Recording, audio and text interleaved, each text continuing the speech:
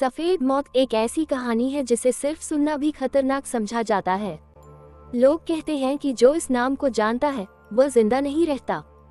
एक लड़की थी मरीन, जो रहस्यमय और भूत प्रेत से जुड़ी हुई चीजों पर रिसर्च करती थी। एक दिन वह इंटरनेट पर द व्हाइट डेथ, सफेद मौत के बारे में पढ़ रही थी। एक ऐसी आत्मा जो उन लोगों का पीछा करती है जो इसके बारे में जान लेते हैं।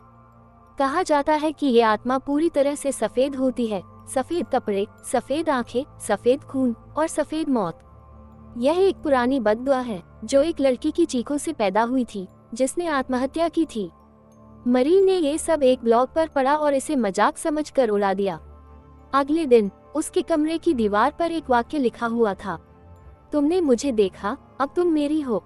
शुरुआत में उसने इसे मजाक ही समझा, लेकिन फिर हर रात कोई उसके दरवाजे के बाहर खड़ा रहता, दीवारों पर नाखूनों के निशान होते और आईने में एक धुंधला साया दिखाई देता। चौथे दिन उसने अपने फोन पर एक वीडियो देखा जो उसने कभी बनाई ही नहीं थी। वो खुद बिस्तर पर लेटी थी और उसके पीछे सफेद चेहरा धीरे धीरे पास आ रहा था।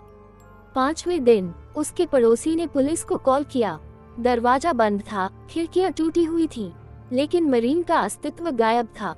बस एक बात बिस्तर पर खून से लिखी हुई थी, सफेद मौत तुम्हारी आत्मा को सफेद राख में बदल देती है और फिर तुम भी एक साया बन जाते हो। और अब जब तुमने ये कहानी सुन ली है तो एक बात याद रखना, अगर दरवाजे पर कोई 3 बार धीरे धीरे दस्तक दे तो दरवाजा मत खोलना।